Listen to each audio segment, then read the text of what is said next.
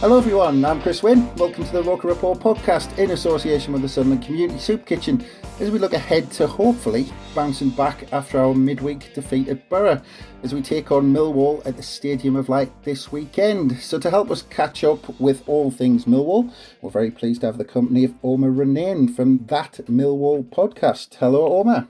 Hello Chris, how are you? You alright?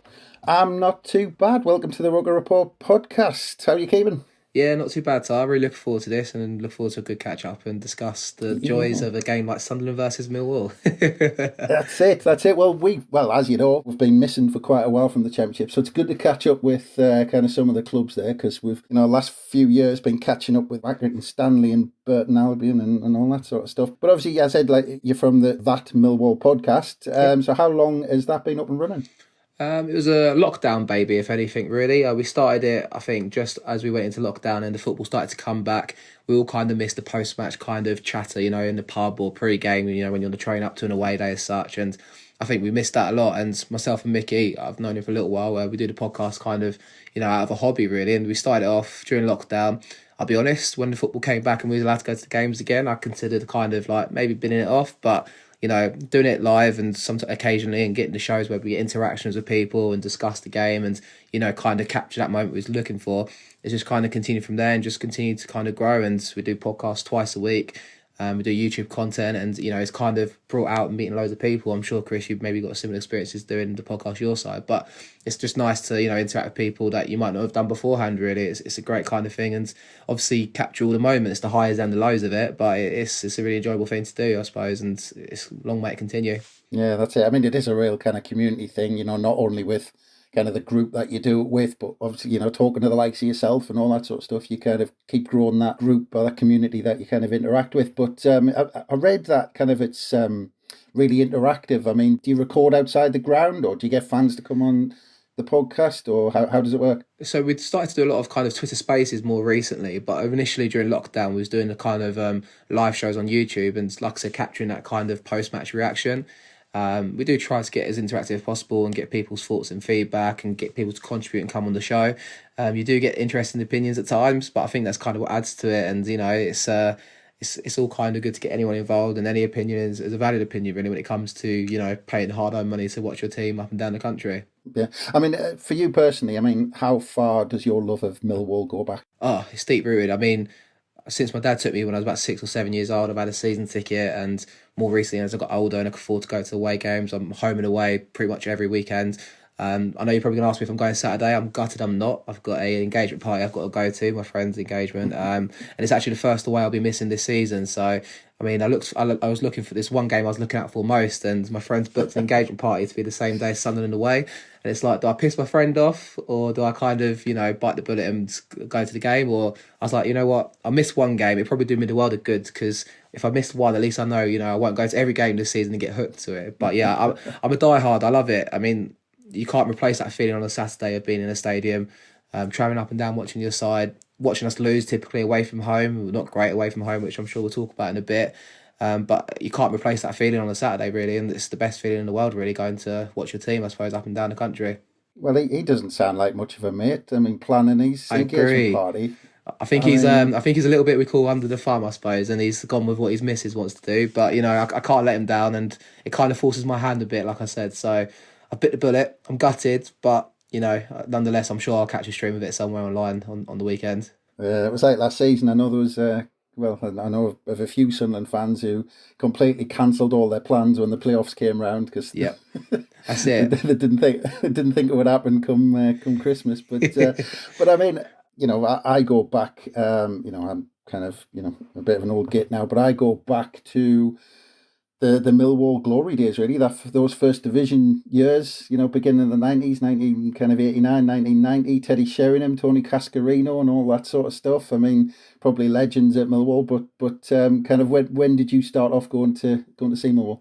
Probably from about 2000 onwards. So I'm 27, so a bit younger, obviously, and you can work out gauge when I started going. But 2001, I think, was my first game. So we're talking, Tim Cahill's and Neil Harris's and Paul Ifield's, perhaps even, I'll probably think of a Sunderland reference here. But, that's kind of era onwards, the 2000s onwards.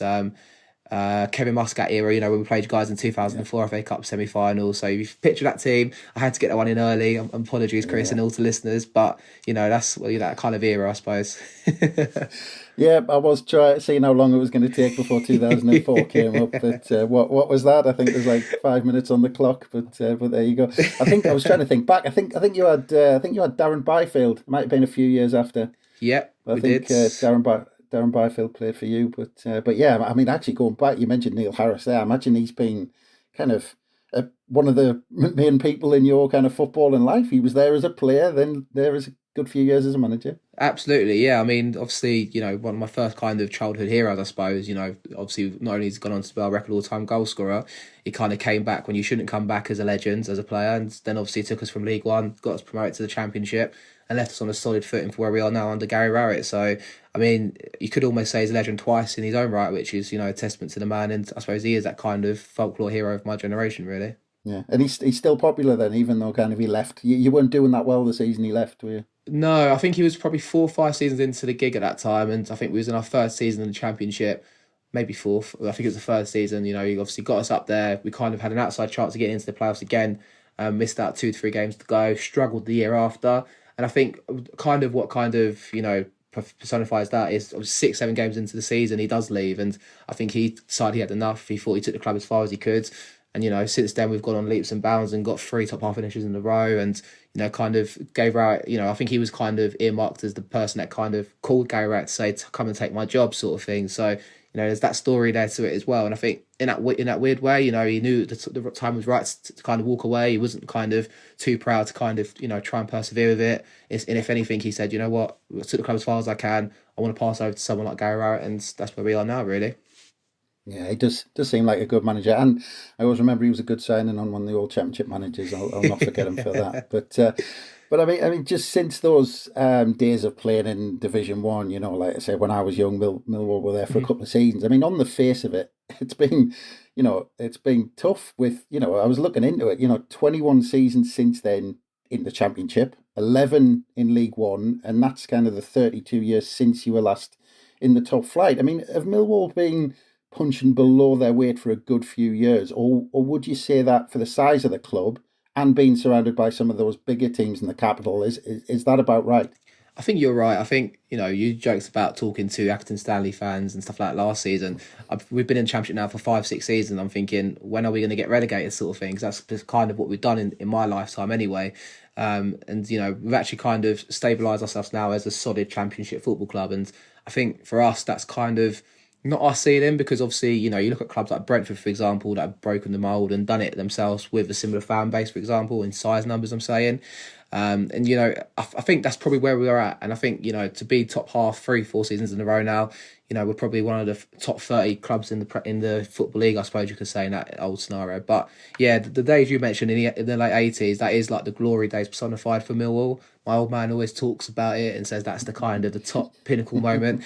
If only I was old enough to really appreciate it back then, obviously, and be around then, because, you know, you're right, obviously, the likes of Herlocks, you know, Teddy Sheringham's, Tony Cascarino's, Casey Keller, the names go on really for that kind of era for Millwall. But I think we are where we are, and I think that's kind of, as what we're doing now is a testament to itself. But there's always, as fans, you know, we always want more and always hungry to see what we can do, I suppose. That's a fair way of putting it. Yeah, I think you mentioned Casey Keller there. I think he's got a particular nickname with the Sunderland fans. That, you know, the chant might come up on Saturday. You never know. But after his altercation with Don Goodman in the 90s, I'm sure people listening will remember. I've heard the story actually as well, the Don Goodman Casey Keller story. Funnily enough, so I know exactly what you're on about there. yeah, in the goal mouth. I remember that as a kid, but. I mean, as you said, you know, 6 successful seasons in the Championship after you came back up from League One. You've only finished in the bottom half once, and like you said, I mean, you know, you're suggesting that, you know, because you've been, you know, you spent, what is it, 1 in 3 seasons in League One, kind of in your lifetime, I suppose, or maybe a bit longer than that. Because you've been in the Championship for the last 6 years. I mean, are the fans now saying, well, we've had those 8th place finishes?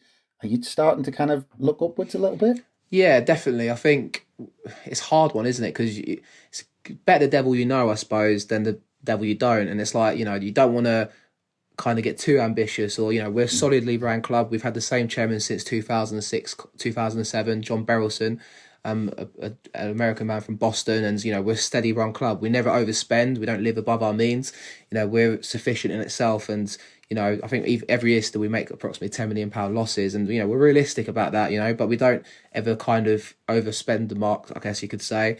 But there is a hunger there to think, we've done this now 3 seasons in a row, and we're starting to, especially this summer, we've made a lot of changes and made a lot of signings. And it's like, well, what can we do now? But in a sense of that, you're rolling the dice, aren't you? You're taking a risk, and it could pay off, but it could also backfire on you. So, I think we are where we are. And it's, maybe that's in a sense of, if you think for someone like Stoke City, for example, in the Premier League on the pure list, like that's the kind of where they were, if that makes sense. And it's like, that's where we are now. We're kind of niched into that kind of shoehorn position. And I think a lot of people actually fancy us to do well this year. And, we started off the season a bit iffy. But, I think in a weird way, if we've had that kind of slumber start, we want to be back to being the underdogs, because that's what we like to be, and go into games with people not fancying us, but we turn up and do the business when people don't expect it to happen, really. Yeah, it's that kind of stick or twist, is it? And you mentioned the chairman, actually, and earlier today I was reading the recent statement from your CEO. It was on your website, and I found it really interesting reading through it. There's a couple of things that actually jumped out when I was looking through it, because the first one is something that could impact every club in the division, and it was looking at safe standing, because it looks like the CEO was talking about that, and just like us, we have a section at the Stadium Light who try and stand up throughout the whole game. Away days, you don't sit down at away days. So it's something kind of that I think all clubs are talking about. Are the Millwall fans pushing for the owners to go down that route? Because he seemed to say that it was a big thing in the recent fans forum you had.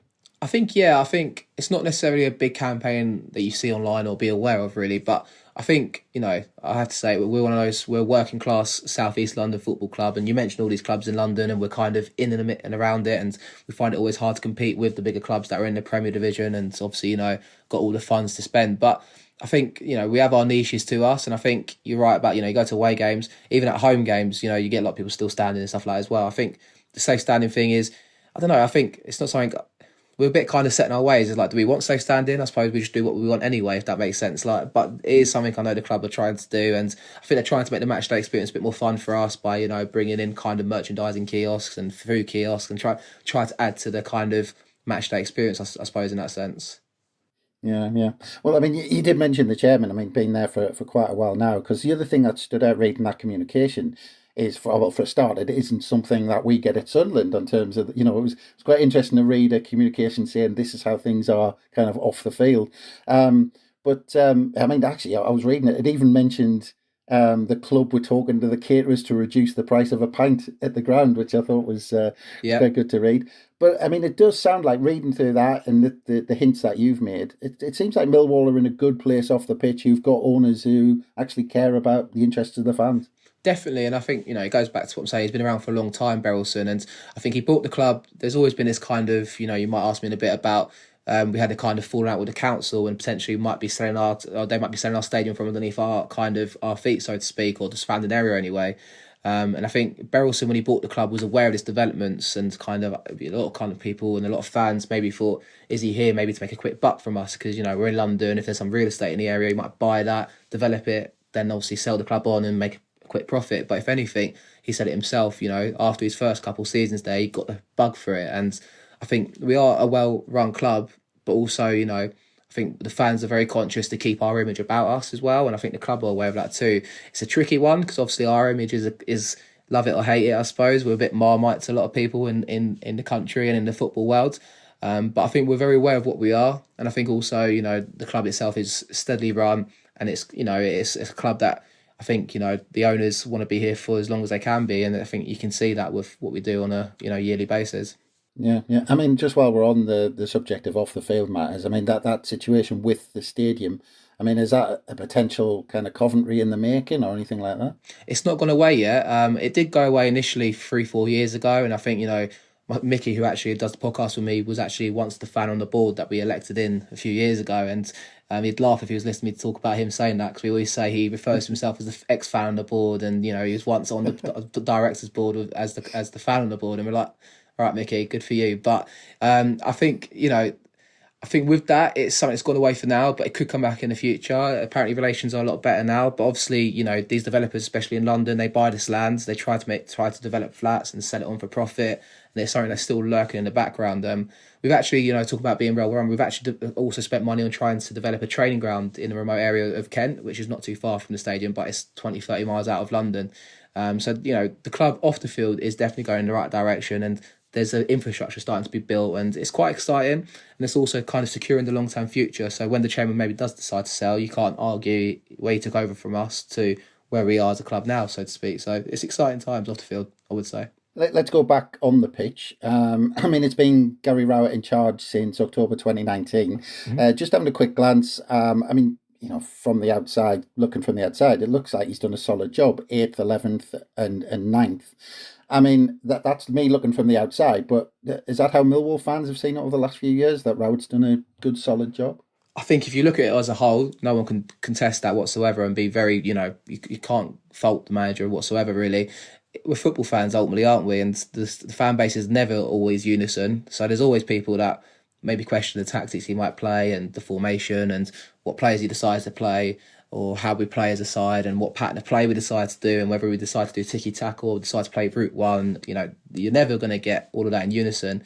But the general consensus is definitely, there's a real kind of support for the manager, I think, and he's been backed in the summer by the boards. We've bought some players in, we've broken our record transfer fee, which is still only £1.7 million. So, we do well for where we are, when we go back to the kind of argument of where Mill should be, that is where we are. So, I think overall, I'd probably say 75% in support and 25% against. But, you can't fault what he's done over the last 3 seasons and where he's put us, I suppose. Yeah. Because, I was having a look at the summer business, and again, it looks decent on paper. You brought in George Honeyman from Hull, who Sunderland fans know all about, and I'll come back onto later. The other interesting one, Benik Afobe, incredibly 29 years old. I'm not sure how that happened. He got to 29. He was a young player at Arsenal last time, and suddenly. But there's 2 interesting ones in Andreas Vogslammer, and especially Ian Fleming, who I think is the guy who broke your transfer record, wasn't he? I think Fortuna Sittard, I think he signed from, was it? Or someone like that. So what's the feeling on the business that you've been able to get done? It's I think like I said earlier, it's a bit of a roll of dice this summer, so we made a lot of changes. Afobe was initially on loan last year and scored 14 goals, I think, for us last season. And he went back to Stoke City and supposedly was going to make a move over to Belgium. The club escapes me at the moment what team that's called. It will come back to people in a bit. Maybe Club Brugge. Club Brugge, I'm going to say. And then supposedly that fell through last minute, and we managed to take him back and get him on a permanent deal. So yeah, that's a great bit of business for us because, again, always fans are divided on opinion, but with a Benik Afobe, you see a championship striker, he's probably going to score 10 to 15 goals in the championship if he's fit the whole season. So with a club like us, that guarantees you goals, and that's enough goals that you should not be hopefully relegated. So you're kind of playing the percentage game there, I think, with a sign like that. With Vogelsammer and Fleming, that is something completely different for us. We went to the foreign market, and I could not tell you the last time we went to the foreign market. You probably have to go back to the early 2000s when we was a bit mismanaged at the time and signed players that we'd even heard of. I think if you heard of Barry Powell, for example, that was a name that was around the leagues for a long time, and he was abroad and came back over. But we've gone abroad, and it is an eye raiser for us, and we're all kind of positive and excited by it. We do think Vogelsammer and Fleming especially, could be key players for us this season, but the proof remains in the pudding, I suppose, and you've got to wait until they do the bits on the pitch for you, really. But yeah, it's an interesting summer, a lot of signings. I'm excited by Honeyman. I know you want to ask me about that in a minute, but that's the kind of player that Millwall fans get behind, and I'm pretty sure Sunderland fans are quite the same in that sense of, a non-nonsense, tiring midfielder that's got a bit of think about him and loves to tackle, and that's what gets us fans going, really, I have to admit. Yeah. Well, like I said, I'll come back on to George Honeyman in a bit, but I want to get into this season and the story so far in a moment as well, because we talked earlier about where the club sits, but in terms of sheer expectations, what's the minimum expectations from this season? I think it's just to not get relegated. That's the minimum expectation. It's always the expectation is. I think obviously the expectation is to build on what we've done the last 3 seasons. Obviously, you want to try and again consolidate in the top half, and if you're lucky and if you've still got games to play for when you get to that stage of the season, try and get into the playoffs. But I'd probably say expectation is top half, and I'd probably say the ambition is playoffs. You know, that's everyone's ambition, isn't it? But I think for a club like us, maybe it's myself. Like, I'm always positive. I'm always kind of, want good things to happen.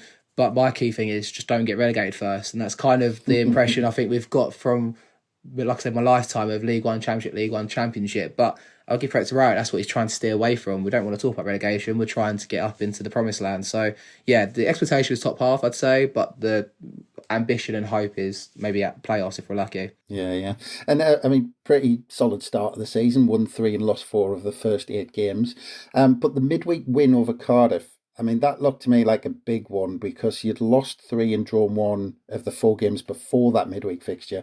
I mean, was it a game in midweek where you really needed that 3 points to get you out of that kind of rut that you're getting in?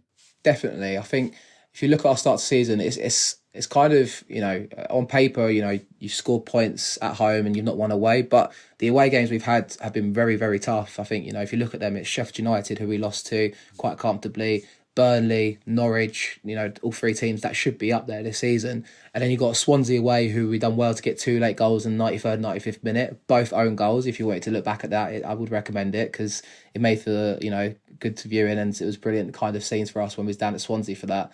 I think that it's hard, isn't it? Because we want us to try and nick a win. I think if we look back at the games, maybe we was 1 or 2 results away from being in the up in the mix already, but it's still too early in the season to tell.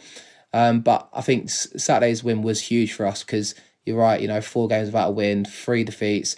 We've not really kept a clean sheet since the start of the season either, and I think that was kind of the big one for me. Another clean sheet on the board, another confidence booster, and ultimately another win at home. And I think our home form shouldn't be doubted, and I don't think it will be throughout the season. We'll win more at home than we lose at home, which is obviously something good to have. I think we had the 3rd or 4th best home form last season, but I think it's just the away form we need to fix sooner rather than later. When we look at the likes of playing Sunderland away, that's what we know. The hope, there's not anticipation, but there's always hope that we turn the corner and get some points on the board away from home.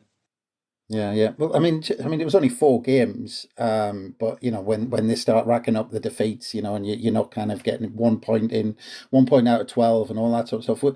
I mean, how was the fans' reaction to that? I mean, did they kind of realise that these runs are going to come because you're not that team where you're just going to be solidly in the top 6? I mean, was there any grumbling going on during that run? I think, like I said, a bit of realism to realising the opposition we was playing. I think the only poor one in that whole 7-8 game run has been the defeat at home to Reading, but Reading has seemed to be a bit of a banana skin for most sides in the division at the moment. So, I think a sense of realism is maybe needed sometimes. You get carried away when, after 3 or 4 games you're in the playoffs, but it's like, wait till 12, 15 games, RSA, till the table starts to take shape, and that's when you can kind of say, right, this is where we are at the moment. But I think it was more relief on Saturday, I would say, definitely. Just relief that we got the rat over with, and then we can look ahead to the next few games for the international break and hopefully pick up some more points, I'd say. Yeah, you're not wrong about Reading. I mean, they appointed Paul Ince, and everyone said that's it, they're down, but blimey, they're doing all right. But I mean, so just speaking of Gary Rowett again, I mean, he's had success most places he's been at, maybe other than Stoke, I think, really, they spell it Stoke. But how does he like to set this Millwall side up, and what should we expect in terms of his approach to the game on Saturday? He's very quite pragmatic, I'd say. He doesn't. We won't look to blow teams away. I'll say this now, and if we win 5-0 on Saturday, which will never happen, by the way, so don't. But we don't. We look to ease our way into games a lot. We play 3 central defenders. A lot of teams in the division tend to do that. I think Sunderland do that as well, if I'm not mistaken, though. So a back 5, 2 midfielders that tend to be kind of looking to come deep and get on the ball. And then you have a number 10 in there, and then 2 strikers up top. So 5-2-1-2. It can change to 5-2-3 with 2 wingers. But most of the season it's been 5-2-1-2, I'd say. So that's the formation we tend to go for. And like I said, we don't look to. We're not quick starters at the block either, especially away from home. We try to sit back and ease our way into the game, and hopefully, with the likes of Fleming and Flogger-Slammer and Bradshaw or Afobe, we'll try to get something on the break early doors and try and see it from there, really. But yeah, that's a frustration, I think, from fans, but that's how we play, really, and you can't knock it. Like I said, 3 seasons, 3 top half finishes for us, and it works. That's how we play at the minute. Yeah, it should be interesting, actually, because it sounds like we're going to line up kind of man for man, exactly the same type of system. I mean, if we've done our homework, I mean, who should we be looking at the big dangers? Who's going to cause us a threat at the weekend? We've just signed Callum Styles from Barnsley, who I expect will play again at left wing back. On loan with a view to permanent.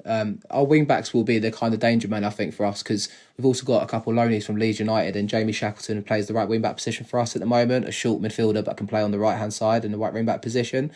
And he's a busy kind of, they're both good ball players, but both busy on the ball as well. So I'd hope to see our wing backs impress again like they did last Saturday. And then I think the one that could make something happen magic will be our number 10 Fleming, who's not really clicked yet, but his performances are growing, seems to be growing in confidence.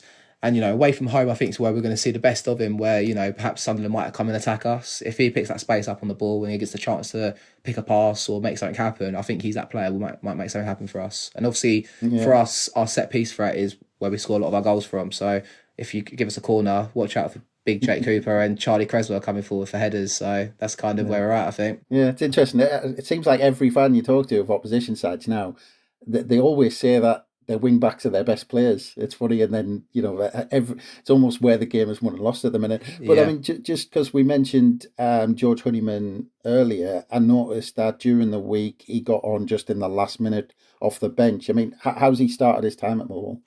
Obviously signed him from Hull. I was really excited to see him come in, to be fair. I've seen him play for Hull a few times. He scores goals. I remember him playing for Sunderland actually before as well, and he scored a lot of goals for Hull.